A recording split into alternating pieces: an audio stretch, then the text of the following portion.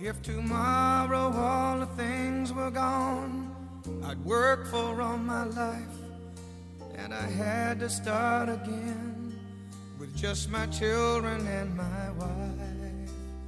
My name is Miguel Barrera. I enlisted in the military. I graduated from high school in 1978 from Porter. I enlisted in the military in 1979. Okay, and I retired in 1999. So I did 20 years in the Army. Okay. The first time I was stationed, it was at Fort Hood, Texas, and that was in 1980. From 1980 to 1983, I was here at Fort Hood, Texas.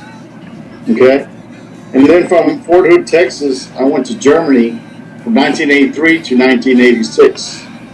Okay, and then from Germany, I came back to Fort Hood, Texas, from 1986 to 1989.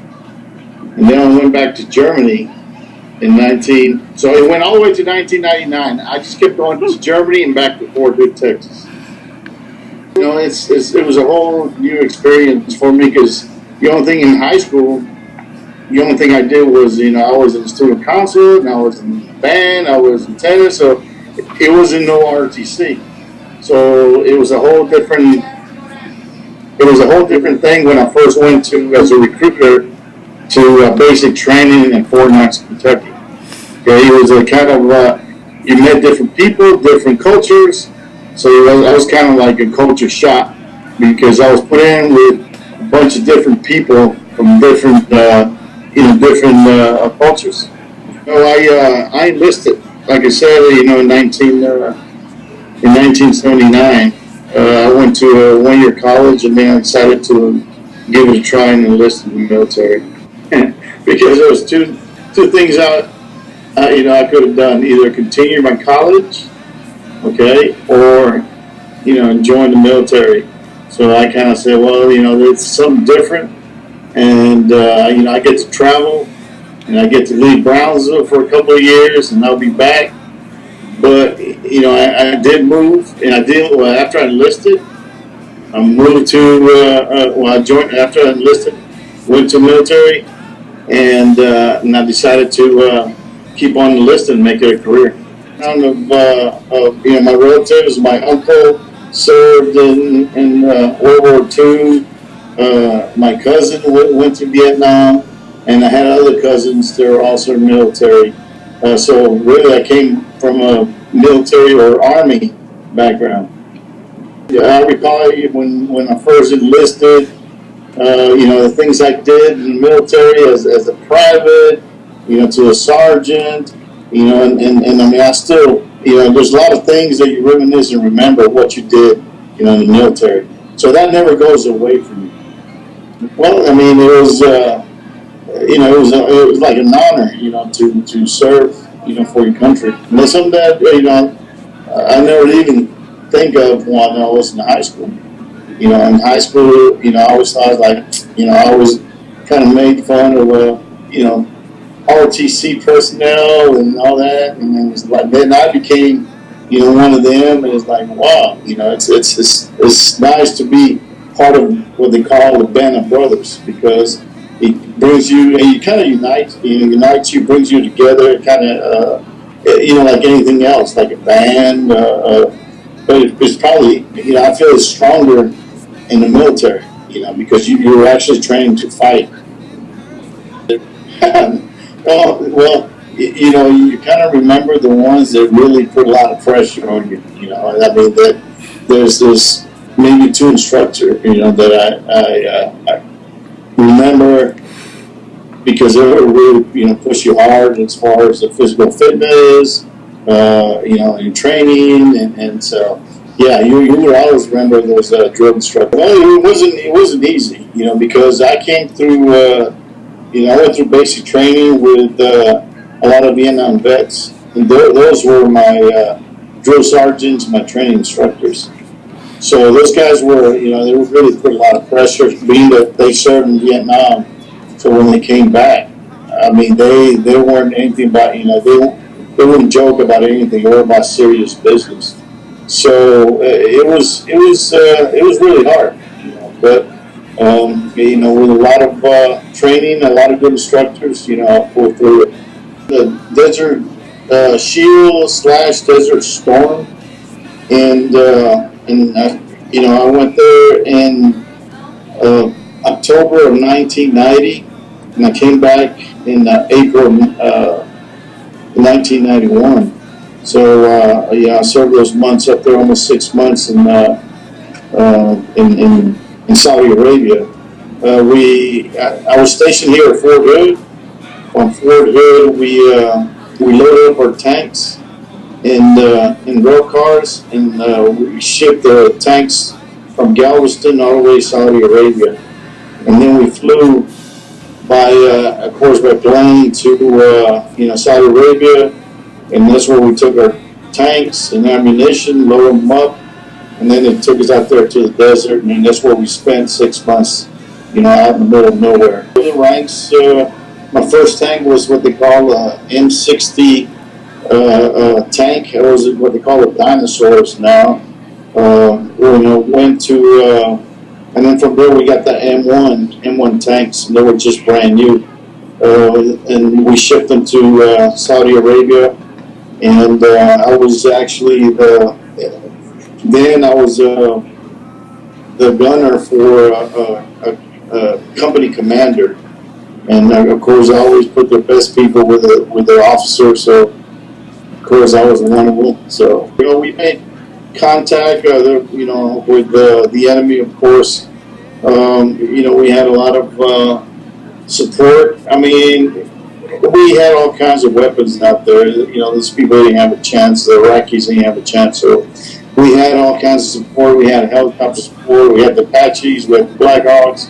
We had all kinds of, missiles. And by the time we made, when we rolled into Iraq, you could see tanks for miles to the right and left. I mean, I'm talking miles and miles. So that's how many tanks are out there. Maybe, over 1,000 tanks. So right behind us, there were infantry and artillery and all that. So, and then the helicopters were above us. So anytime we make contact with the enemy, pretty much they were already shot at by the helicopters. So going to Iraq or the Desert Storm, that was one. Traveling overseas, being stationed in Germany, got to see a beautiful sight of Germany, the Eagle's Nest where Hitler used to hide at in Berchtesgaden. I saw the Disney castle, we also went to go see that. I saw the Berlin Wall when it was up, and also when they took it down. So I saw both sides. I even went to East Berlin, when of course when Russia was still occupying them. So there's a lot, and also went to Paris. I got to tour a couple of places in Europe. So those are a lot of good memories that I remember from being enlisted military. I was awarded by the time I retired, what they call MSN, Meritorious Service Medal. The Army Commendation, I was awarded 3. Army Achievement Medal, I was awarded 9. Army Good Conduct Medal, I was awarded 6. The Initial Defense Medal, Southwest Asia, with 2 bronze stars on it. And of course, my other ribbons as well. So those are some of the medals or awards that I was given. It was been by phone. Even though it was expensive, back then.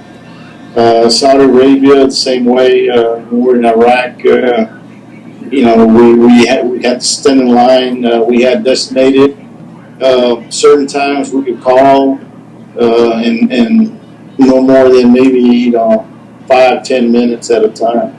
So, because there were, as you were hanging up, what they do is they line us up, put 20 people inside a tent, and they say, okay, go, and you start dialing and calling, and then they say, okay, and they say, okay, hang up, and everybody hang up, and you move out, and they bring another another group in, of 20, and that's how they just rotate people.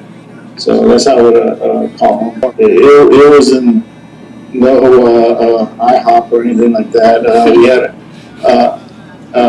MREs, meals ready to eat, and that was pretty much it when we were in combat.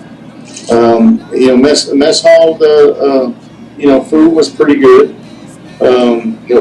Basic training, they will give you a certain, maybe 15 minutes, maybe not even, between 10, 15 minutes, hurry up, eat, and move out. And so, the mess hall food was pretty good. Supported for what we needed, and wherever we were at. In those days, the military didn't have all kinds of money. They have no budget cuts like they do now. Pretty much what we needed, we're supplied, and to include, which was most important, was our ammunition. So we always had bullets. We always had our guns, our weapons, and so we always had all our stuff. Anytime we needed. In Saudi Arabia, I have my Houston Oilers shirt under my what they call Nomax, my uniform, and I always thought it was special, being in Iraq, and I had my Houston Oilers football jersey under there. So yeah, I thought it was special. I got to go to of course Brownsville, visit family, with family in Germany. We would go sightseeing, go go see a castle, or just travel. Travel all over Germany. Yeah, I mean it's always good. I know it's a little bit harder now to join the service. It's especially while it's kind of hard to, how can I say, with everything that's going on overseas in Iraq, Afghanistan, but it's always good to join some kind of service, and I'm just saying Army. It could be Army, Air Force, Marines, Navy, even Coast Guard. I mean, just doing something for for your country. Just saying, hey, I served. It's a great feeling. To especially when you have a lot of cousins or uncles that serve. It's a privilege to live here in the United States. And a lot of people are not aware that how easy we have it made here until you actually go to another country and see the way they live, and why they're fighting, But it's easy, for us to say or take it, advantage of saying, hey, it's all. I mean, the United States pretty much. We're lucky that we have people who are there to fight for us and defend for us. Thank you for letting us interview, and thank you for your service. Ta-da! And they can't take that